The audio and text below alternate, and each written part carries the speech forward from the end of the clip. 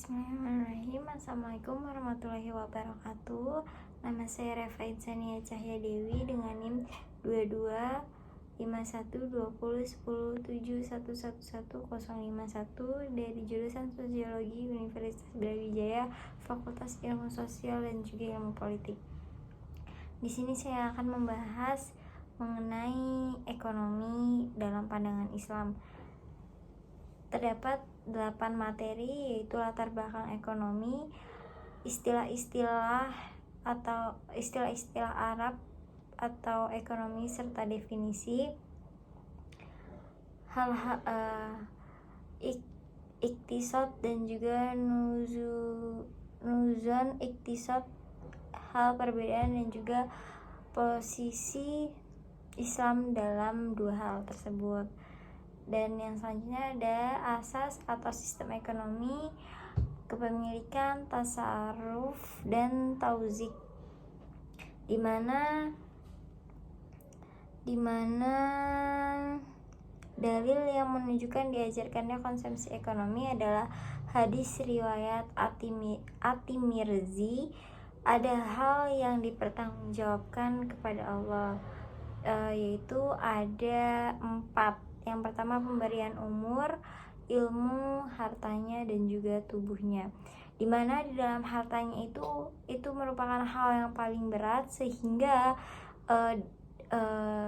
dipertanyakan 2 hal, sementara yang lainnya dipertanyakan hanya 1 hal saja, yaitu dari mana harta tersebut diproduksi dan untuk apa harta tersebut digunakan, seperti itu. Dan yang selanjutnya, tanggung jawab harta sangat besar. Ketika sudah ditanyai asal harta dan untuk apa, tandanya harus tahu mengenai manajemen pengaturan terkait harta, karena segala hal yang didapatkan akan dipertanggungjawabkan di akhirat kelak.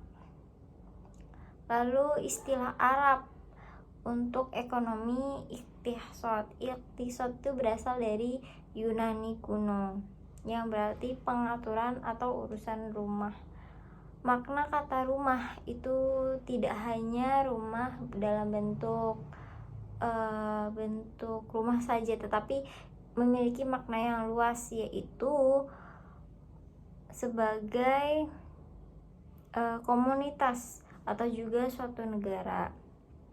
Lafaz iktisad memiliki makna sendiri, yaitu urusan harta, aktivitas memperbanyak harta, memproduksi harta, dan juga tata cara urusan harta.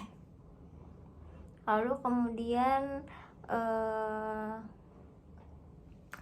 masuk ke dalam ilmu iktisad, ilmu iktisad yang artinya ilmu ekonomi, dan nuzon iktisad diartikan sistem ekonomi. Ilmu ekonomi berkaitan dengan cara memperbanyak harta. Sistem ekonomi berkaitan cara mendistribusikan harta, tidak ada penjelasan dan mengajari cara memproduksi harta. Di dalam Al-Quran dijelaskan bahwa di dalam isi Al-Quran banyak mendorong mengenai cara untuk mendorong mengenai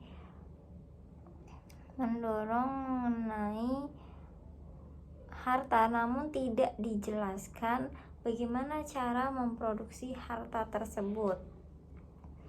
Dan setelah itu Allah mengizinkan manusia untuk memanfaatkan alam untuk memproduksi harta. Itu dalil yang ada dalam surat Al-Baqarah ayat 29, dimana yang artinya kita dapat memanfaatkan alam ini karena Allah telah memberikan wewenang kepada manusia untuk memanfaatkan apa yang ada di bumi dan segala ciptaannya untuk menghasilkan atau memproduksi suatu harta tersebut.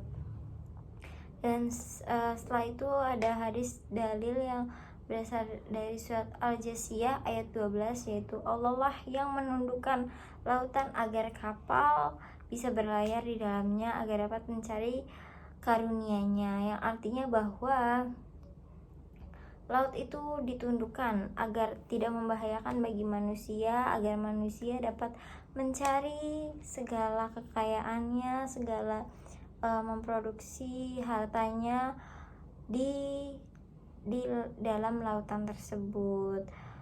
Dan setelah itu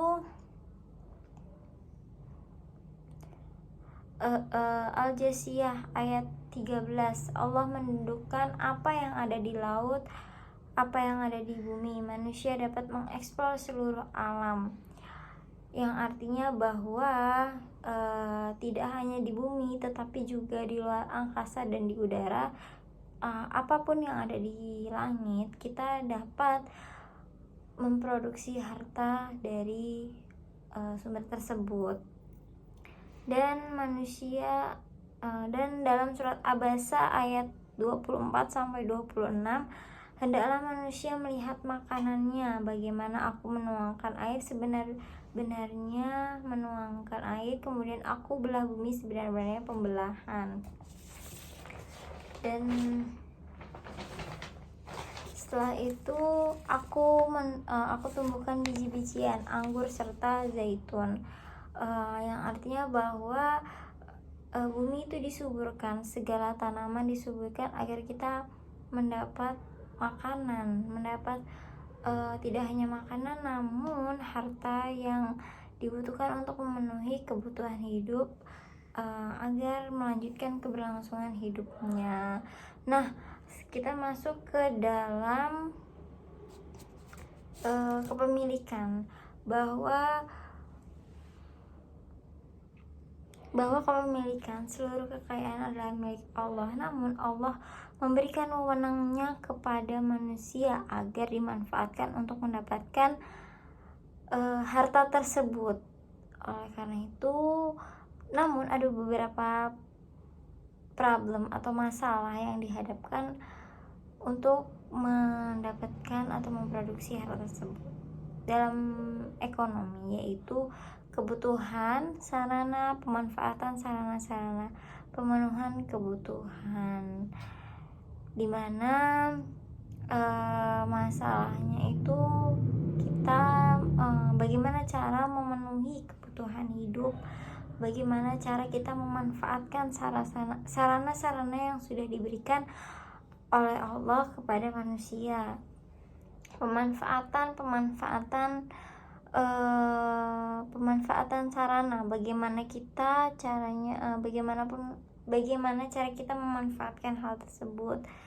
Pemberian wewenang kepada manusia untuk dikelola negara, di mana negara Allah memberikan apa yang ada di bumi, di langit dan seluruh isinya dimanfaatkan untuk kebutuhan suatu negara tersebut.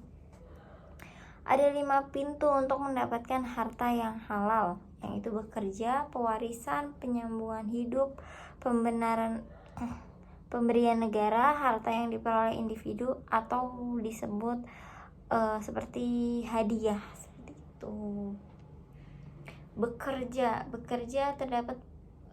terbagi terdapat 8, namun saya hanya menjelaskan beberapanya saja, yaitu seperti penambangan. Itu merupakan harta yang tidak dimiliki oleh siapapun, namun ketika kita menemukannya, maka kita berhak untuk mengelola atau mendistribusikan harta tersebut. Pewarisan, dimana kita tidak berusaha apapun, namun diberikan dari keluarga ataupun orang tua. Penyambungan hidup, ketika kita bertujuan untuk menyambung hidup kita, namun memperoleh suatu harta tersebut dengan mencuri atau segala macam, itu dihalalkan karena tujuannya adalah menyambung hidup di dunia ini, seperti itu. Dan yang selanjutnya, pemberian negara, di mana negara berhak membantu memberikan kepada mereka yang tidak tidak dapat memperoleh harta sendiri, dan juga harta yang diperoleh individu yang sudah saya sebutkan ketika kita menerima hadiah itu termasuk harta yang dihalalkan. Namun ada hal-hal yang diharamkan ketika kita menimbun harta kita dan tidak mengamalkannya kepada orang lain, maka itu diharamkan. Sekian pembahasan mengenai ekonomi dari saya. Kurang lebihnya mohon maaf. Wassalamualaikum warahmatullahi wabarakatuh.